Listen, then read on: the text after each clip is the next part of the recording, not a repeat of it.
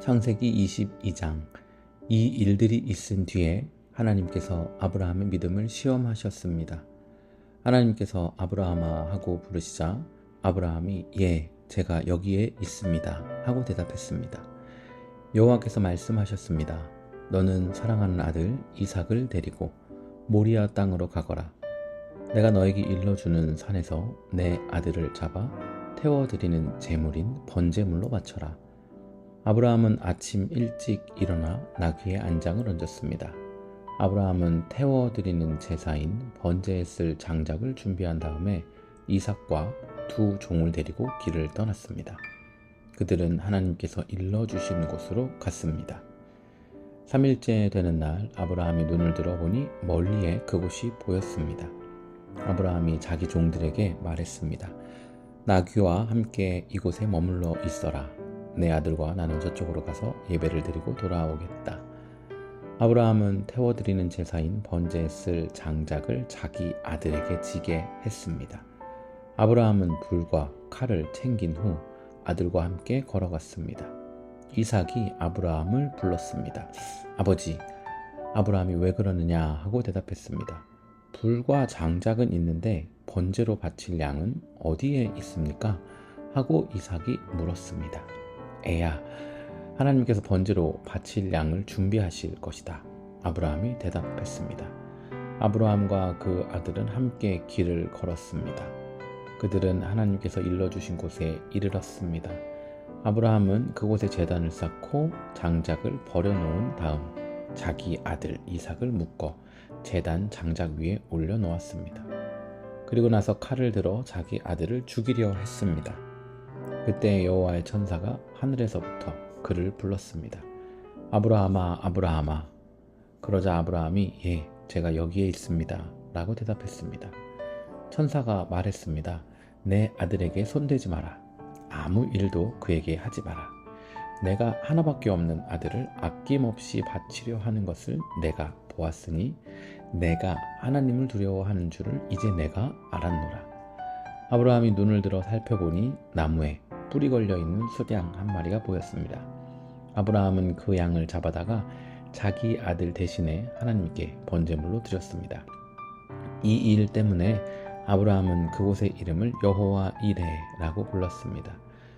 그래서 지금까지도 사람들은 여호와의 산에서 준비될 것이다 라는 말을 합니다. 여호와의 천사가 두 번째로 하늘에서 아브라함을 불렀습니다. 천사가 말했습니다. 여호와께서 말씀하셨다.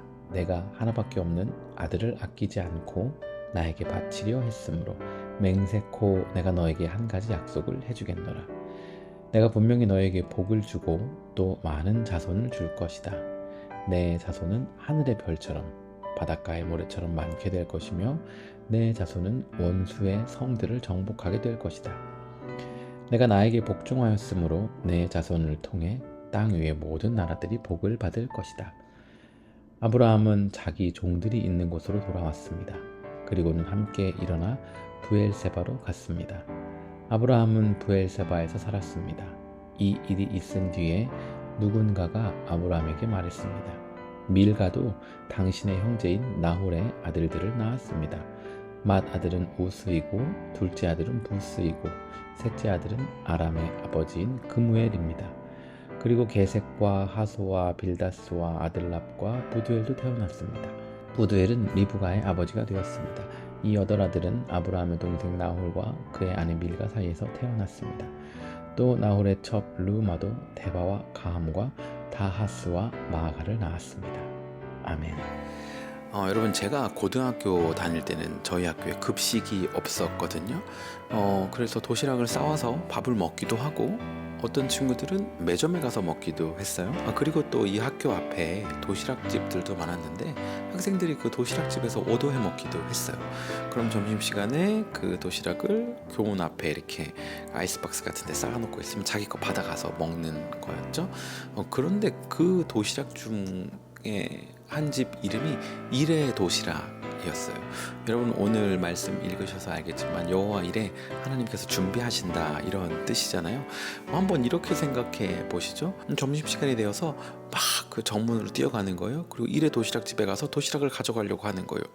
그런데 중요한 건 이 친구가, 이 학생이 이레 도시락에 도시락을 주문한 적이 없는 거예요. 그런데 여호와 이레 하나님이 준비하실 겁니다 하고 믿음으로 교실에서부터 종치고 막 정문으로 뛰어가서 이레 도시락집 가서 그걸 받으려고 한다면, 그리고 그걸 가지고 간다면 절도겠죠. 도둑질인 겁니다. 여러분 오늘 창세기 22장 보면요, 우리가 너무나도 잘 알고 있는 아브라함과 이삭, 그리고 하나님께서 그 이삭을 바치라고 말씀하시는 사건이 나타납니다.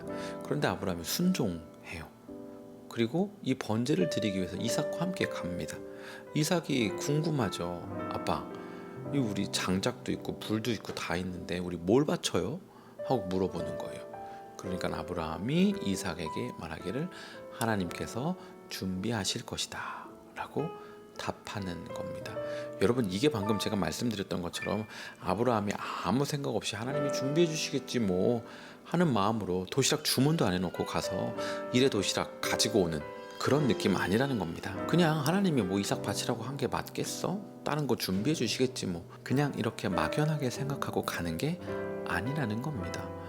여러분과 저의 인생 가운데 이 아브라함이 보여준 이 믿음을 어떻게 이해하고 적용하고 있는지요.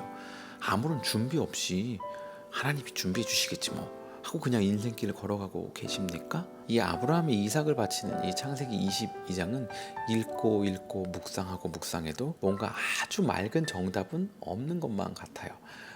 이 번제하러 갈 때 사라에게 말을 했을지 안 했을지, 그리고 이 성경에서 말하는 우리가 함께 번제하러 갔다가 우리가 함께 돌아오겠다라는 이 부분 가운데 어떤 믿음의 발현이었고 또 어떤 마음이었는지 명확하게 이해하는 건 쉽지 않은 것 같아요. 그런데 오늘 이 예쁜 매일 말씀 함께하는 여러분에게 또 저에게 도전하고 싶은 것은요, 하나님은 아브라함에게 하나님의 때에 이삭을 주셨고 이 이삭을 통해 하나님께서 자손이 많게 하시겠다고 약속하셨다라는 것입니다. 여러분 우리 인생 가운데 살아가다 보면 하나님께서 말씀하여 주시고 깨닫게 해주시고 또 다짐하고 도전하게 해주신 영역들이 있잖아요.